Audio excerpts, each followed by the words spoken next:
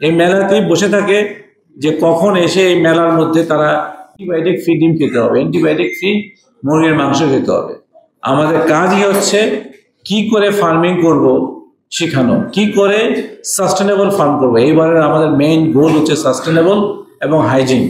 So আমরা hygiene এবং sustainable farming করার জন্য যত রকমের টেকনোলজি আছে, যত রকমের শিক্ষা, যত রকমের নিউট্রিশনাল বুদ্ধি, সব কিছুর সমষ্টিগতভাবে এক জায়গায় আমরা এটা করব।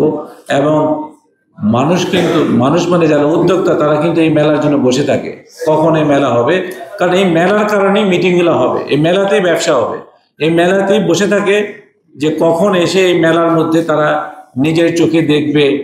সবাই ইকুইপমেন্ট নিয়ে আসবে, আপনারা গেলে কিন্তু অবাক হবেন যে এত ইকুইপমেন্ট নিয়ে ওরা চলে আসছে বিদেশ থেকে, এত বিদেশি লোক আসছে যারা জানে যে এই দেশে গ্রোথ পোল্ট্রি সেক্টর অনেক ভালো।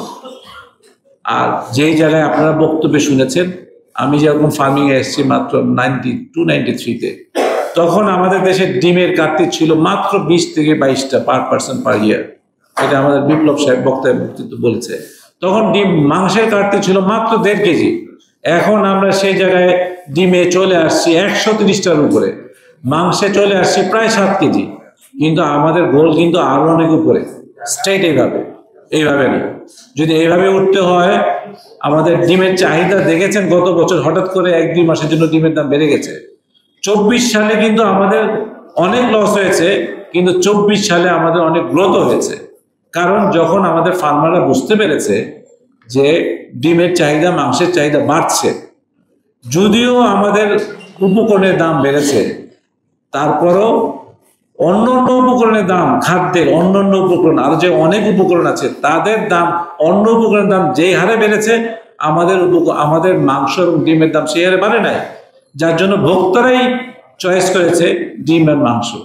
তো হঠাৎ করে যদি একটা প্রোডাক্টের উপরে বেশি ডিমান্ড বাড়ে, সাপ্লাইটা হঠাৎ করে বাড়ানো যায় না। মুরগি ফার্মিং এর চিন্তা করতে হলে আমাদের 1 বছর আগে চিন্তা করতে হয়, ফার্মিং করার 6 মাস পর থেকে আমাদের রেজাল্ট আসে।